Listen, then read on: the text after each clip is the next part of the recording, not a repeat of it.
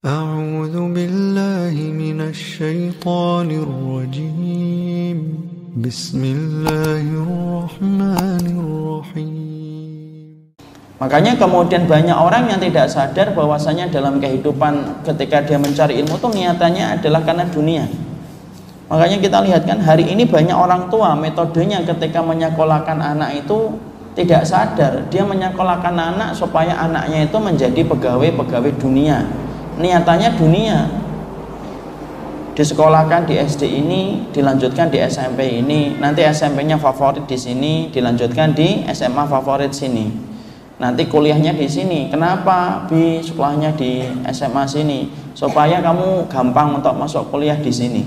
Kenapa kuliahnya harus di sini? Supaya gampang kerja.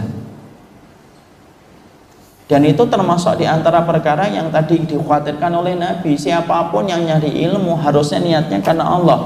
Tapi kalau sudah diniatkan karena dunia, dia akan mencium baunya surga itu. Makanya kalau kita mulai hari ini, setidaknya kesalahan yang dulu kita pernah dapatkan ketika belum paham, hari ini jangan sampai terulang karena anak kita. Kalau nyekolahkan anak itu ya karena Allah. Apakah harus di pondok, Ustadz? Ya enggak.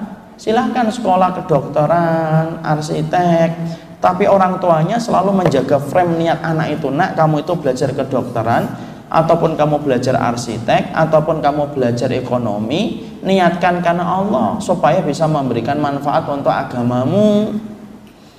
Nanti satu waktu ketika agamamu membutuhkan dirimu, kamu datang dan membantu ya. Dan kamu mempelajari semua ilmu yang kamu pelajari di kuliah itu, kamu niatkan bahwasanya untuk memuliakan Allah dan semakin menjadikan kamu bertambah ibadah dengan ilmu itu. Jadi ilmu itu harusnya niatnya untuk akhirat. Jangan dijadikan ilmu itu niatnya adalah aroma dengan aroma cita rasa dunia, Pak. Barang siapa orang tua yang mendidik anaknya dengan cita rasa dunia, ya jangan salahkan anaknya. Kalau ketika orang tuanya tua, anaknya itu akan mengalahkan kepentingan orang tuanya gara-gara urusan dunia. Ini ada kisah nyata ini di daerah Bekasi nih. Saat itu saya masih di Pamulang. Ada bapak-bapak itu saat itu kemudian beliau itu akan operasi. Ketika beliau akan operasi, saya tahu bapak itu anaknya itu ada 4. Saya mendatangi beliau. Lalu ketika mendatangi beliau, karena saya nggak ngelihat ada satupun anaknya, saya basa-basi nanya, anaknya mana Pak? Kemudian bapaknya malah nangis. Saya malah kemudian merasa menyesal banget. Tapi apalah daya, beliau sudah nangis, ya sudah, saya minta maaf kalau pertanyaan saya melukai hati. Oh enggak Ustadz tidak salah. Kemudian setelah beliau agak mereda isak tangisnya, beliau ngomong, anak saya semuanya masih kerja Ustadz. Mereka cuma kirim kabar dan ngomong, nanti Pak kalau kemudian sudah operasi nanti insya Allah nggak usah dipikir ya biayanya, kita yang akan nanggung. Terus kemudian bapaknya ceritanya, saya butuhkan itu bukan uangnya Ustaz, tapi saya butuhkan itu mereka yang ada di sini kemudian memberikan doa kepada saya. Tapi ternyata mereka tidak ada dan mereka lebih mementingkan urusan kantornya dan urusan dunianya. Terus beliau itu ngomong, omongan itu saya ingat betul, yang salah bukan mereka, yang salah saya. Dari kecil memang saya ajarin bagaimana mereka pinter supaya mereka nanti pinter nyari duit. Saya kursuskan Ustaz, saya kemudian sekolahkan di sekolah-sekolah yang menurut masyarakat itu favorit.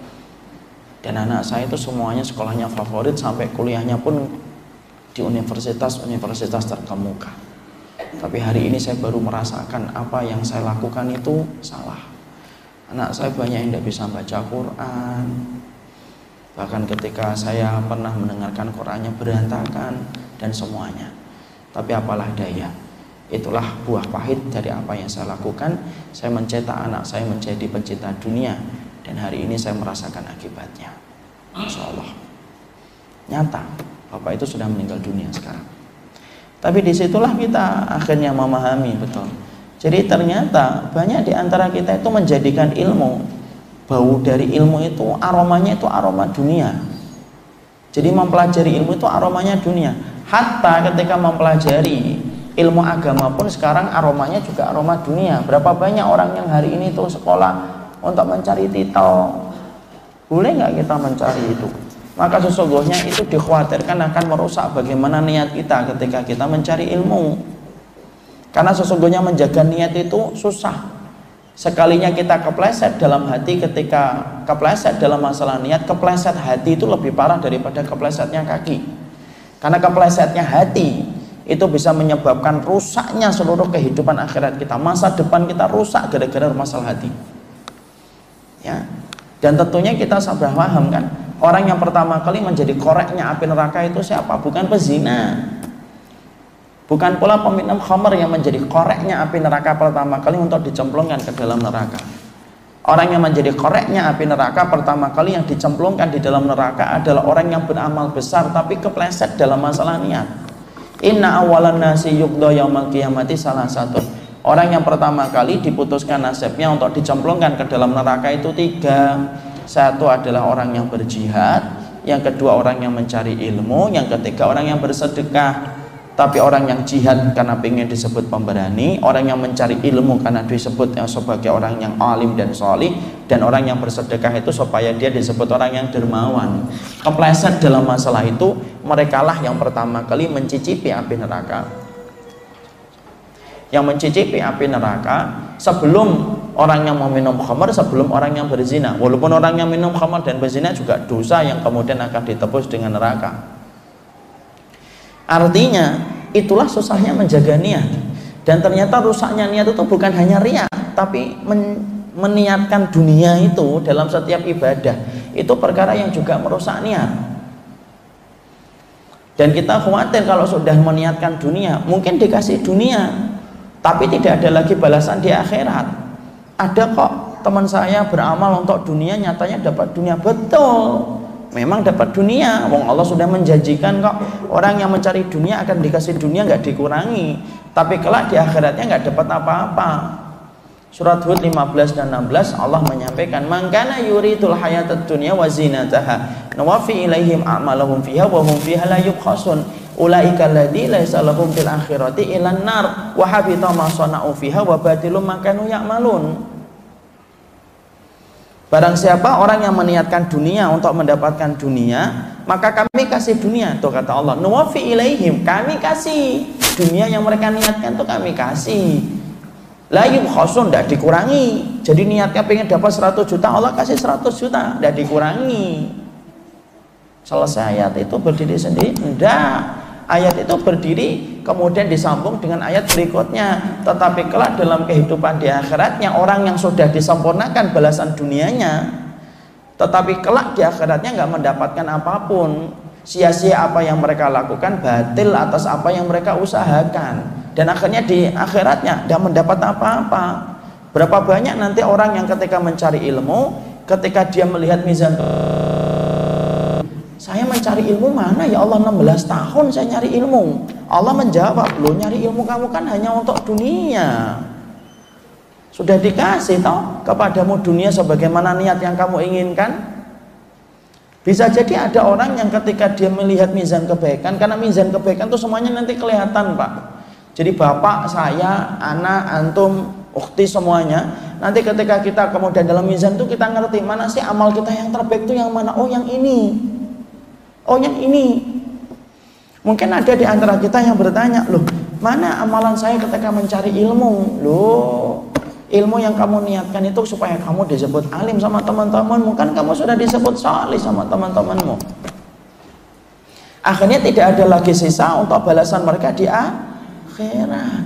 Dan Allah itu paling benci kalau ibadah yang harusnya untuk Allah di arus-arusnya dengan ridhonya disamakan lalu dengan dunia. Allah itu paling tidak suka, murka Allah disama-samakan dengan dunia. Padahal dunia dan seisinya apabila ditumpuk dihadapkan kepada Allah, kedudukan dunia itu kata Allah, itu kata Rasulullah itu apa? Bagaikan bangkai seekor anak kambing yang pincang kakinya, itu pun masih lebih baik daripada dunia di hadapan Allah. Lah kok tega-teganya manusia dengan lancang kemudian menyamakan ridhonya Allah yang begitu tinggi di atas arasnya dengan kemuliaan yang Allah tetapkan, lalu disamakan dengan dunia. Nah itu yang menjadikan Allah itu betul-betul marah dan murka kepada orang yang meniatkan seluruh perbuatannya bukan untuk ridhonya tetapi untuk niat selain Allah. Makanya Masya Allah, mencari ilmu yang pertama yang kita harus luruskan itu jangan karena dunia. Kalaupun kita dulu pernah menjadi produk yang salah dari orang tua ketika belum paham, cukuplah mata rantai itu diputus. Jangan sampai terulang lagi kepada anak kita. Dan saya sampaikan, memang apakah semua anak kita harus hafal Quran, Ustaz? Enggak lah. Bapak lebih tahu lah apa kemampuan anaknya. Tapi saya sampaikan, kalau anak bapak itu hafal Quran, hafal ilmu agama, Masya Allah besar itu keutamaannya. Wong sholat 2 rakaat sebelum subuh aja dunia dan seisinya kok. Tapi kalaupun anak kita tidak ada keinginan untuk belajar agama, maka tidak apa-apa, silakan di umum, silakan jadi arsitek, silakan jadi ekonom, silakan kemudian jadi dokter, tidak ada masalah itu. Yang terpenting bagaimana kita selaku orang tua selalu menyampaikan frame-nya itu jelas. Nak, kamu itu belajar bukan untuk mendapatkan nilai dan bukan belajar untuk mendapatkan profit. Ketika nanti kamu mudah kerja, masalah rezeki kamu itu ditentukan oleh Allah, tidak ditentukan oleh ijazah. Berapa banyak Pak orang yang hari ini ijazahnya hanya SMP, punya perusahaan besar, di mana karyawan-karyawannya justru mulai S2 dan S1. Padahal dia cuma tamatan SMP.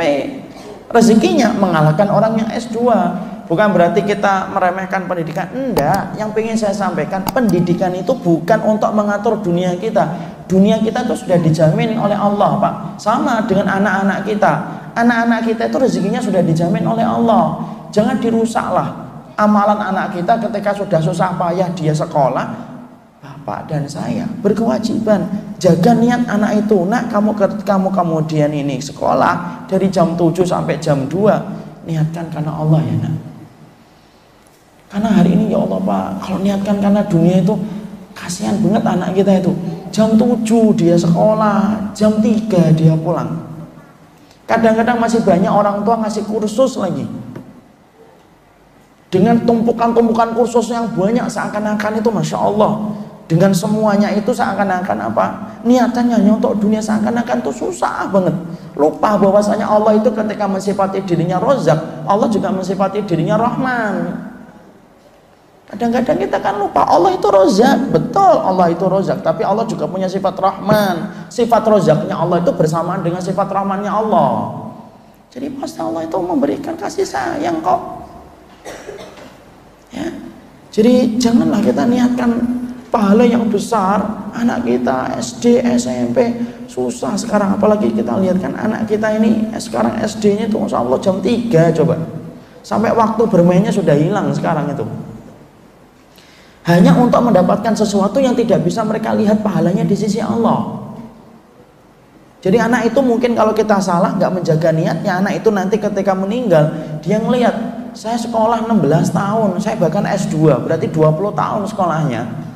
Loh di mana amalan saya ketika 20 tahun saya sekolah dari pagi sampai sore itu?